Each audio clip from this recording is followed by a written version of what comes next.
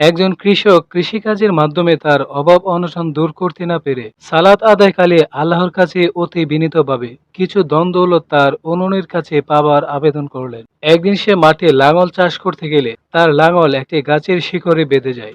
সে তখন লাঙল বের করার জন্য শিকড় খুলতে গিয়ে একটি কলস দেখতে পায়। কলসের মুখে ডাকনা ছিল। ডাকনা খুলে সে কলস ভরা ধন দৌলত দেখতে পায়। এতে সে অত্যন্ত আনন্দিত হয়। কলসটি বাড়ি আনার সিদ্ধান্ত নেবার সাথে সাথে তার মনে পড়ে যায় সে ধন দৌলত পেতে চেয়েছিলেন তার উনুনের কাছে।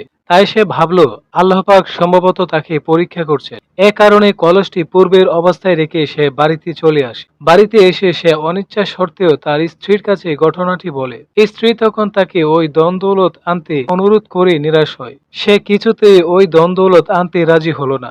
তার বিশ্বাস আল্লাহ তাকে ধন দৌলত দিলে তার উনুনের কাছে দিবে। স্ত্রী তখন তাকে রাজি করাতে না পেরে তার এক প্রতিবেশীকে ধনের খবর বলে এবং কোথায় কিভাবে আছে তাও স্বামীর বর্ণনা মোতাবেক বলে দেয়। প্রতিবেশী লোকটি উৎসাহে বুক বেঁধে কোদাল হাতে নিয়ে নির্দিষ্ট স্থানে ছুটে যায়। অল্প মেহনতেই সে কলসটি দেখতে পায়।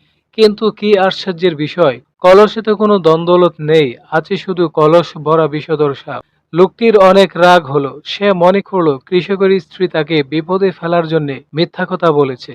তাই তার প্রতিশোধ নেবার উদ্দেশ্যে কলসের মুখটি ভালোভাবে ডাকনা দিয়ে ডেকে কলসটি বাড়ি নিয়ে এলো। উদ্দেশ্য রাতের অন্ধকারে সে কলসটি কৃষকের উনুনের কাছে রেখে মুখটি খুলে দিবে, যাতে কৃষকের স্ত্রী উনুনের কাছে গেলে তাকে সাপে দংশন করে। রাত ভোর হলো। কৃষকের স্ত্রী যখন রান্নার কাজে উনুনের কাছে গেল তখন সে আশ্চর্য হয়ে দেখল উনুনের চারপাশে অনেক ধন দৌলত রয়েছে। সে তার স্বামীকে ডেকে আনলো। স্বামী বলল, আমার মনে এ বিশ্বাস ছিল আল্লাহ পাক আমাকে ধন দৌলতে দিলে আমার উনুনের কাছেই দিবে। আমি আল্লাহর কাছে সে প্রার্থনাই করেছিলাম।